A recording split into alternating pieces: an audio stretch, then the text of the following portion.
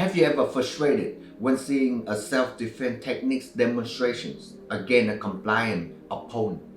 Or you wonder if it actually worked in the sparring match? Due to that, it's time to expose some fake martial art.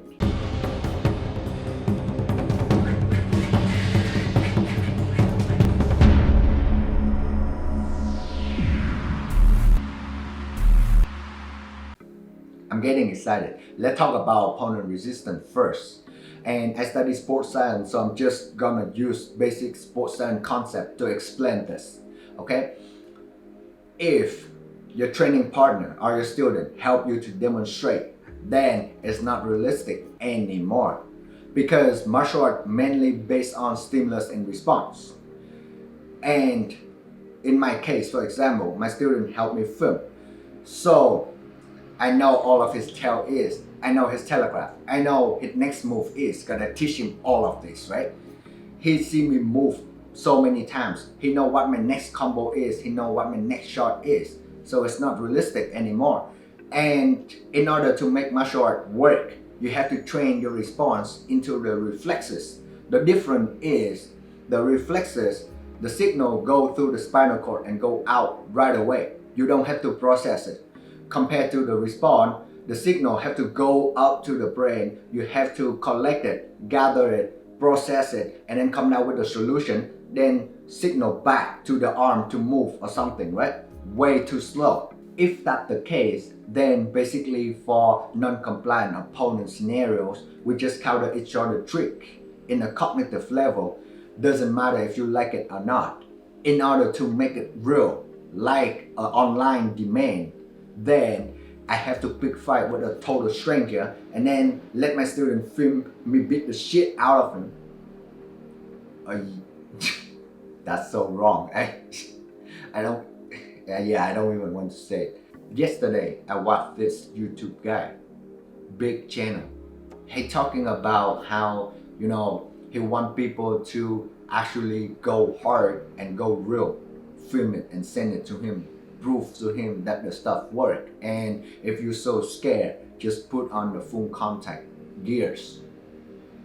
I totally agree that you have a good purpose, but there's so many hilarious factors, and let me explain myself. One, you want the stuff real, but at the same time, you said people are allowed to wear gears. Gears is already fake. Would you go out and buy a coffee in like 16-ounce gloves, helmet and chest guard?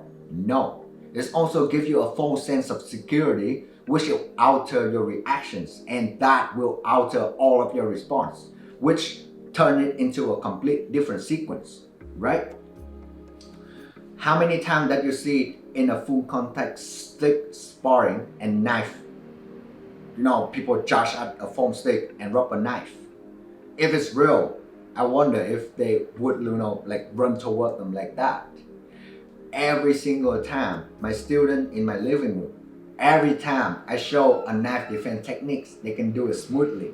Until I get a kitchen knife, not even sharp. They're shaking like this. In sports science, the first concept that they introduce to you is sport specific. The condition that you train and the condition that you fight must be identical. So all of the stimulus must be identical in order for the response to come out. Otherwise, no matter how much you train, it's just not gonna come out when you need it, right? 2. Superman syndrome. Have you ever know about concussion? I don't know where you train, but taking full blow to the head even with helmet on is kind of brave. If you have just a little bit of brain anatomy knowledge, you wouldn't say so. I have mild concussion because I used to do it a lot. Come on, man, this makes my brain hurt. Many professional boxers suffer from it. Any sport that involves in head contact suffer from it. And you want me to do that to my student? My student respect me enough that he come and then he helped me to film. Why would I hit him as hard as I could just for your entertainment? That's why many decent instructors out there would respect their training partner the same as I did. That's why all of their performances are fake, including me. In my school, I'm very strict about only go 20 to 30% of force maximum. Even in real life, try to have enough skills, enough control so that you don't punch the guy as hard as you could. It's not pleasant to kill somebody, man. Bad karma and also jail time. Another thing that I see a lot online is try that self-defense techniques in sparring in the cage. This is very funny, okay? One, the cage. Okay, professional fighters, right? They train 40, 50 hours a week. And according to the stat in Canada, only 21 or 22% of people that actually meet the physical activity guideline in 2020. So, in another word, how many of those would you think that would train to be a professional fighters? Also, if you go down the street, let's say you go to buy a Starbucks, and then the guy just like stand in the corner and try to rob you, do you think he are professional fighters? No, that's not gonna happen, man. Because you know why there's less professional fighters? Because of these guys like you. Too much professional keyboard warriors, man. Go train. You talk too much. If you try to apply it in a sparring manner, same story happens, seamless in response. You guys just counter each other's cognitively.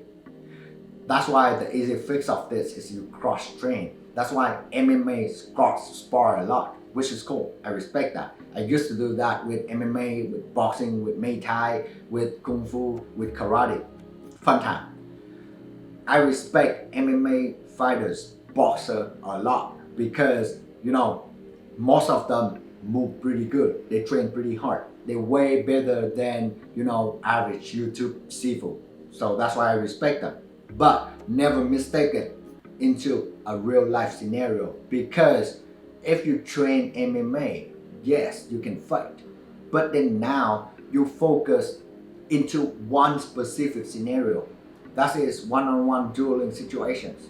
So what happens if the guy come and ambush you? What happens if the guy, you know, in road rage and then he just come down and then he walk toward you? You thought it's a ring fight. You open your door, you come out, try to fight him. He pull out the gun and shoot you. What happens in the parking lot? What happens when you with your girlfriend freeze? You have to protect her, so you have to move in a way that she not get hurt. So many things could happen, right? Yes, you can fight, but you can fight in one scenario, and in self-defense, you have to spread it. I understand that. Different person, different goals. So nothing wrong with that. I'm cool with that as long as you're clear about it. Maybe I'm just paranoid because I grew up in Vietnam and it's not a fun childhood. I get beat up so many times by multiple opponents, stronger, bigger opponent. I got chased by machete before, and my brother is real gangster. I cannot count how many times I go to hospital and pick him up after he got chopped up by multiple guys with machetes. So that's why I'm so paranoid about my stuff. Have to work against stronger, bigger opponent. And what I only cared about is that the people that I care about are safe. I don't have anything to prove online. And I think that, you know, only people with, you know, weak personality, insecure mindset would want to prove anything online, because look, Mike Tyson never had to prove to you, Conor McGregor never had to prove to you, right? In my class, if my student disagree with me in anything, you know, just pick up a helmet, let's find out. I never hesitate to do it. I never hesitate to find out my flaws in front of my student. And I make sure he can feel it, he can taste it, not just intellectually understand it. And that is very important. I know that many teachers out there just want to make money. I get it.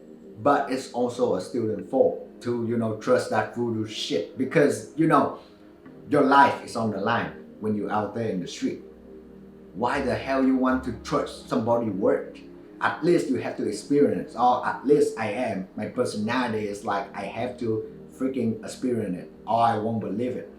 And that just, you know, like science mentality, rely on the fact, then any people opinion, right? If a student be able to do that, dance, no fake voodoo martial art, right? And even if it's fake, even if the teacher there doesn't teach anything real, that's okay. It's an art too.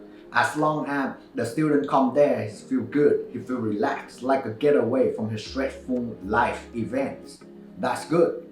As long as the student goal is fulfilled when he was there. Because look, how many times would you fight to die?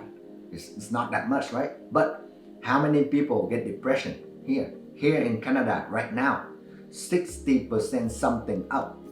Come on, man. Like people need a place to hang out, need a place to social interact, need a place to gain confidence, right? Martial art is an art too. Don't forget that. What do you guys think about this topic?